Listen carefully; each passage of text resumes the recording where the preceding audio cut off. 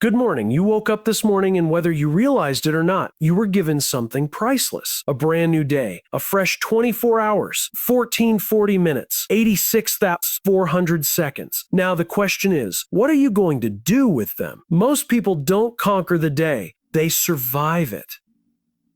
They race through it. They hope tomorrow will be better. Without realizing today is where the change begins. Let me share with you 5 rules that will help you stop surviving the day and start conquering it. These aren't hacks, they're habits. They're a mindset shift, and they work. Every day we wake up with a fresh start, an opportunity to define how the next 24 hours will unfold. Yet too often we hit the ground running, overwhelmed by the noise of life before we even get out of bed. Emails, notifications, messages, they bombard us before we've had a chance to breathe. And in those moments, the tone for the day is set. But what if I told you that how you start the first hour of your day determines the course of everything that follows? There's a saying, if you win the morning, you win the day. It's not just a nice phrase, it's grounded in science.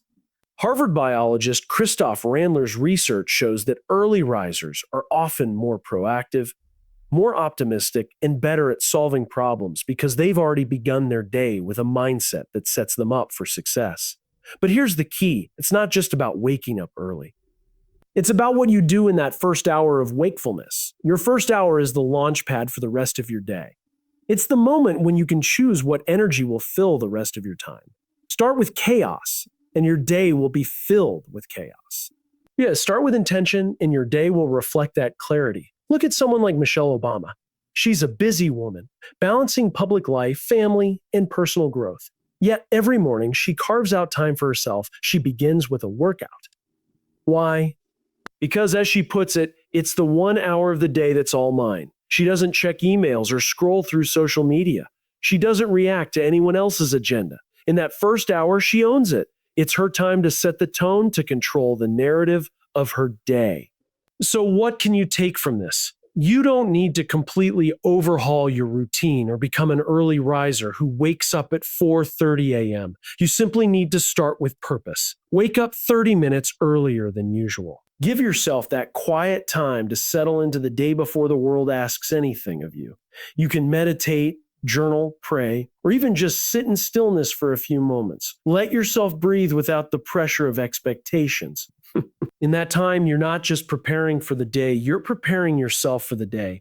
Now, don't stop there. Move your body. It doesn't have to be an intense workout, but stretch, walk, or do some light exercises. This gets your blood flowing, your energy rising, and it helps to ground you in the present. Physical movement tells your body that you're ready to face the challenges ahead, but it's not just physical, it's mental.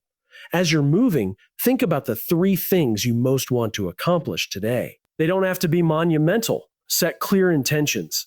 This simple practice gives you direction and helps you prioritize what matters most. Imagine if every day you began with just one clear step forward. You didn't need to scale the entire mountain before breakfast, but you took a solid intentional step. That's how momentum begins. That's how consistency grows. And soon, conquering the mountain becomes less about the climb and more about the habit of taking that first step. There's something powerful about this. We often feel that our day runs us. We think that life dictates our agenda, and we react to whatever comes our way. But in those first 60 minutes of your day, you have the opportunity to take ownership. You have the power to choose how you'll show up. The power to choose how you'll show up. Will you react to the chaos, or will you rise to the occasion with clarity and purpose? I'm not asking you to transform your life overnight, but I am asking you to take control of that first hour. Make it yours. And if you do, you'll find that the rest of the day often falls into place. We live in a world that's constantly pulling at our attention. Notifications ping from every direction, emails, text, social media alerts, breaking news stories. Everywhere you look, there's something demanding your focus, whether it's a headline, an email, or a person. And in the midst of this constant barrage, your attention becomes the most valuable thing you own. The truth is simple. The person who owns your attention owns your life. Think about that for a moment. We are told from an early age to multitask, to juggle multiple things at once. But the reality is multitasking isn't a superpower. It's a myth. Research has shown that when we switch from one task to another, it takes our brains longer to refocus. And by the time we're able to focus again, we've often lost the depth needed to make real progress. I want to tell you about someone who truly understands the power of focus, Cal Newport. He's a computer science professor and the author of Deep Work, and he's built an entire philosophy around the idea that the ability to focus without distraction is not just a skill, but a competitive advantage. Newport, who doesn't use social media, says that people who can engage in deep work that requires uninterrupted focus, are exponentially more productive. The irony is that we live in a world designed to pull our attention in every direction. But those who learn how to block out the noise and truly focus, create, and solve problems become the ones who rise above the rest. Now, what does this mean for you? It means that focus is not optional. It's the foundation of any meaningful work. You can't build something extraordinary if you're constantly bouncing between shallow tasks. You can't make progress on what truly matters if you're giving in to every distraction that crosses your path. So you need to take control of your focus, and you need to treat it like gold, because in today's world, it truly is. One of the best ways to do this is to schedule a focus sprint. These are periods of 90 minutes or more where you shut out all distractions and dedicate yourself entirely to a single task. It's just you and your work. No emails, no notifications, no interruptions. You might be thinking, but how can I possibly avoid distractions for 90 minutes? I'm constantly needed. The truth is, if you don't schedule that time for yourself, you'll never get it. You'll keep responding to the noise of the world until the day is gone. The reality is that we must protect the time where we can focus. It is an act of courage to guard it fiercely. Another key is turning off notifications. This seems so simple, but it can be a game changer. Every time your phone buzzes or a new email pops up, it pulls you out of the moment. You lose focus. The constant pinging isn't just annoying. It's taking away from your ability to do your best work. And it's not just about technology. It's about the people around you too. How often do we allow others to interrupt us or distract us from our own priorities? It's time to start saying no more often. In fact, say a no more than you say yes. So every time you say yes to something that doesn't align with your goals, you say no to the deep, focused work that could help you reach them. The truth is that we live in a world designed to keep us shallow. The more time we spend bouncing from one distraction to another, the more we lose the ability to dive deep into the things that matter. But when we take control of our attention, when we guard our focus like it's gold, everything changes. You start to realize that the real value lies in the work you do when you're fully immersed, when your mind is not divided, when you're not chasing after the next shiny object. Building a fortress around your focus isn't just about shutting out distractions. It's about choosing what truly matters and dedicating yourself to it. It's about protecting your time and your energy from being stolen by things that will never bring you closer to your goals. Honor your focus. Respect the time you give to deep work, and you'll see just how much you can accomplish. The distractions will always be there, but your ability to focus is your edge. Guard it. Build with it. And you will find that in a world that never stops demanding your attention, you're the one who is in control. We all have that one thing that we know we need to do, but we keep putting it off. The thing that hangs over us, always there, looming like a dark cloud, the difficult conversation we've been avoiding, the email we're too scared to send, the workout we keep pushing to tomorrow, the creative project that seems too big to start, the proposal that's been sitting untouched. And the longer we avoid it, the heavier it becomes. It doesn't just sit there quietly. It slowly eats away at our peace of mind. It's like carrying a stone in your pocket all day long. At first, it's light, barely noticeable, but as the day goes on, it starts to weigh you down. Every time you think about it, you feel the tension. The procrastination turns into guilt, the guilt into frustration. By the end of the day, that stone has turned into a mountain, and it's sitting there unresolved, robbing you of your energy and peace. Here's the truth. Discomfort delayed is discomfort doubled. The longer you avoid that difficult thing, the worse it gets. It doesn't go away. It doesn't become easier the longer you wait. In fact, it grows. The anticipation of discomfort often becomes more painful than the discomfort itself. And when you finally face it, you realize that it wasn't as bad as you thought it would be. The fear was far worse than the actual task. There's a reason why Navy SEAL have a saying, eat the frog. It's simple, but it's powerful. It means you take the hardest thing, the thing you've been avoiding, and you do it first. Not because it's easy, but because it's liberating. Once you face that thing, once you push through that resistance, everything else becomes lighter. You free yourself from the burden of carrying that weight around all day, and you gain momentum. I once had a conversation with an entrepreneur who built a $50 million company from the ground up, starting in his garage. I asked him, "What's your daily non-negotiable?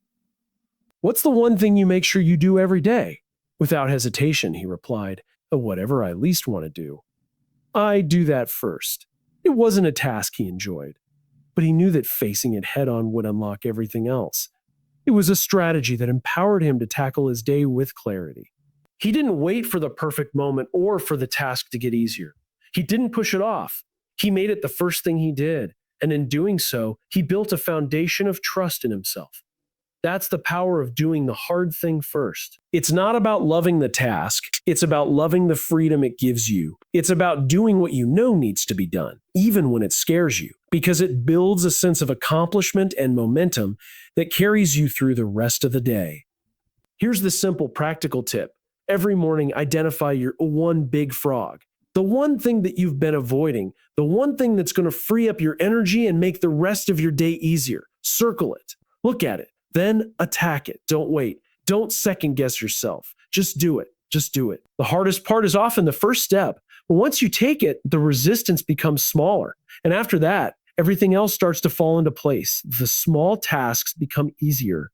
The distractions become less tempting. And most importantly, you gain confidence. You realize that you are capable of facing the tough things head on. You don't rise by avoiding resistance. You rise by pushing through it.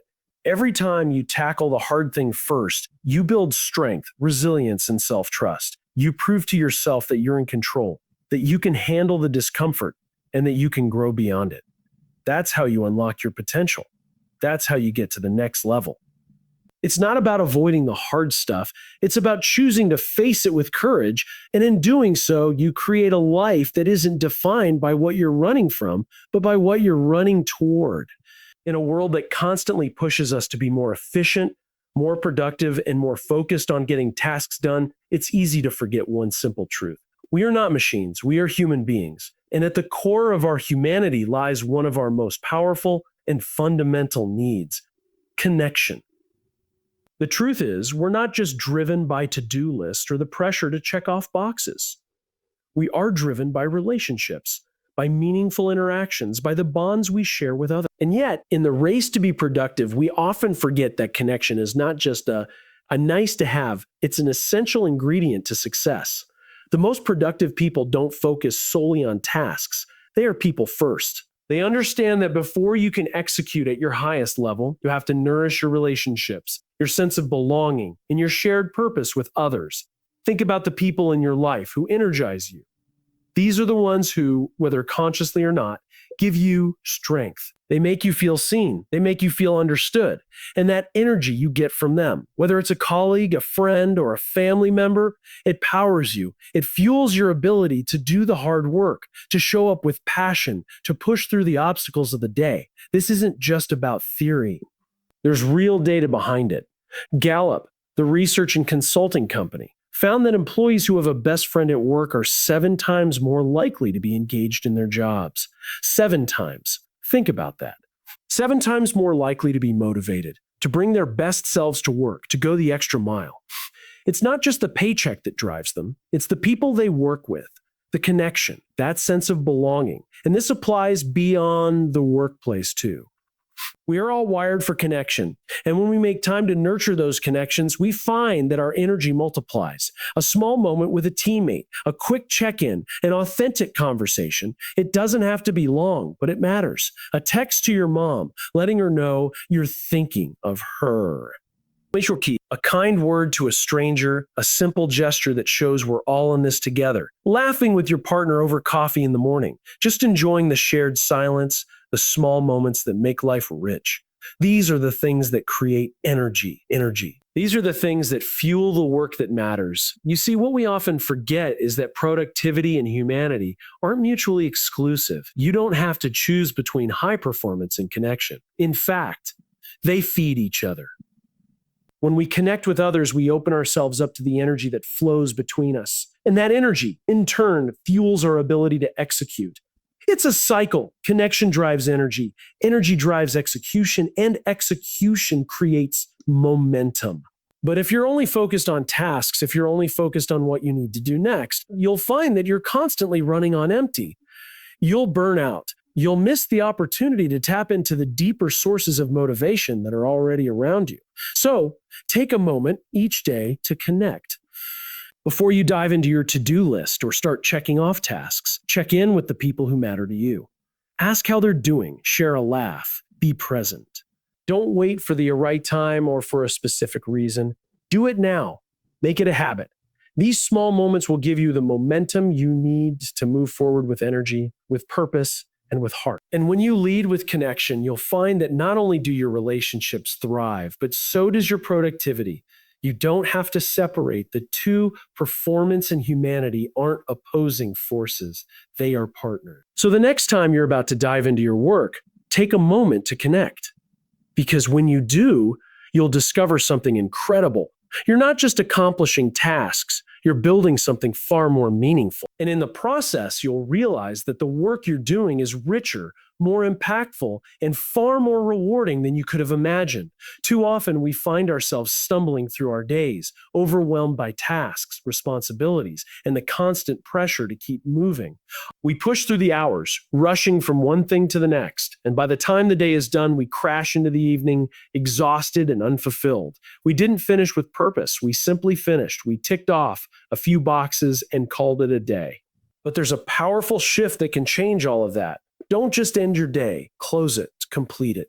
Reflect on it. Think about the way Olympic athletes train. They don't just run drills, perform their routines, and walk away. They have a process. After every session, they cool down. They take a moment to reflect on what they did, to ask themselves what worked, what didn't, how can I improve tomorrow? This practice isn't optional. It's essential. It's the key to growth, to progress, to becoming better every single day. They don't just move from one day to the next without reflection. They create closure. They finish the day with intention so that when they wake up the next morning, they're stronger, more focused, and more prepared. You deserve the same process. We all do. Yet so many of us skip this step. We rush through our days, crossing off items from our to-do lists, but never really taking a moment to understand what we've actually accomplished. We don't take the time to give ourselves credit for what we've done. Instead, we let the fatigue of the day define us. We focus on what's left undone, what we didn't achieve, and we end up feeling like we're always falling short. But this doesn't have to be your story.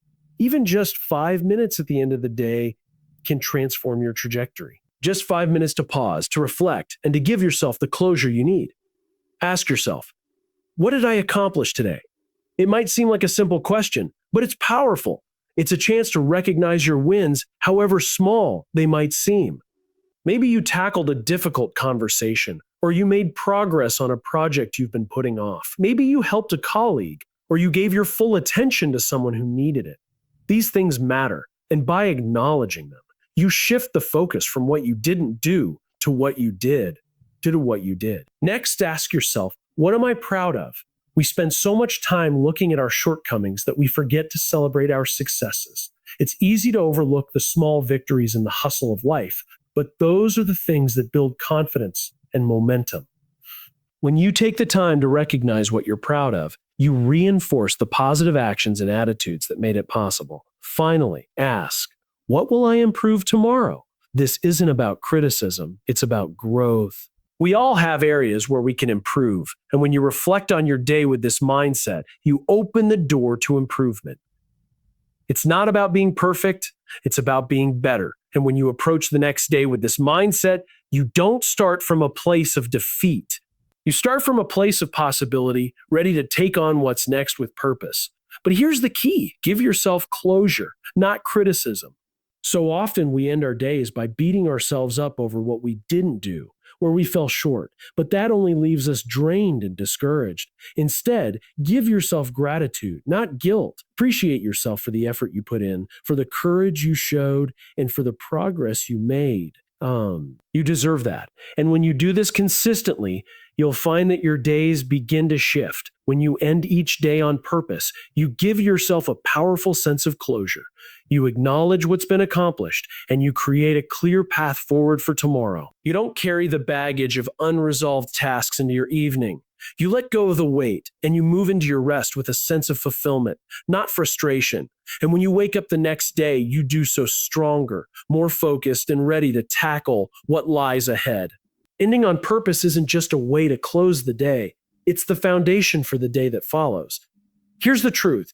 You don't conquer a lifetime in one giant leap. It doesn't happen with a single breakthrough or a monumental shift. It happens one day at a time.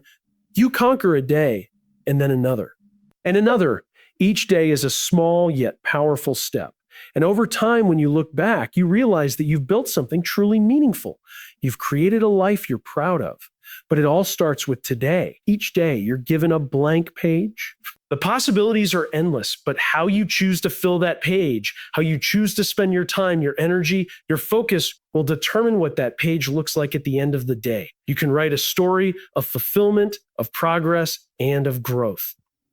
Or you can write a story of missed opportunities, of things left undone. The choice is yours. But to write the kind of story you'll be proud of, you need to follow a few simple but powerful rules. First, you need to win the first hour. Your first hour is the foundation for the rest of the day. It sets the tone. If you start with intention, with purpose, with focus, the rest of the day tends to follow that same energy. But if you start with chaos or procrastination, your day will reflect that as well. So take control of that first hour. Make it yours. Wake up early, center yourself, and set the stage for a day of accomplishment. Next, protect your focus like it's gold. In a world filled with distractions, focus is your most valuable asset. The more you protect your focus, the more you can do meaningful work. Block out distractions. Say no to the things that don't align with your goals. Schedule your time and guard it fiercely. The ability to focus without interruption is a superpower, and when you own it, you unlock your true potential. Then, do the hard thing first. Every day there's one thing that you're avoiding. The difficult conversation, the tough decision, the task that feels overwhelming. But here's the thing. The longer you avoid it, the heavier it becomes. So do it first, not because it's easy, but because it's liberating. When you tackle the hardest thing first, everything else becomes easier. The momentum you gain from facing that challenge will carry you through the rest of the day. Remember to connect before you execute. We are not machines. We are human beings, and we are wired for connection. Our energy comes from the relationships we build, from the moments we share with others, whether it's a quick check-in with a teammate, a text to a loved one, or a smile shared with a stranger. These micro moments of connection fuel us. They give us the energy we need to perform at our best. So before you dive into the tasks of the day, take a moment to connect. Those moments of connection create the momentum you need to execute with passion and purpose. And finally, end your day on purpose. Too often, we stumble through our evenings exhausted and drained, feeling like we've accomplished little. But when you take just 5 minutes at the end of each day to reflect, to recognize what you've accomplished, and to give yourself gratitude, you close the day with intention. You give yourself closure, not criticism. You set yourself up for tomorrow with a sense of pride and clarity. This simple act of reflection transforms your mindset and sets the tone for the next day. These rules, winning the first hour, protecting your focus, doing the hard thing first, connecting before you execute, and ending on purpose, are not just guidelines. They are your tools. Every single day, you get a blank page. How you choose to fill that page will determine the life you build. These rules, they're your pen. They're the framework for writing the story you want to tell. So I ask you, what story will you write today? The choice is yours.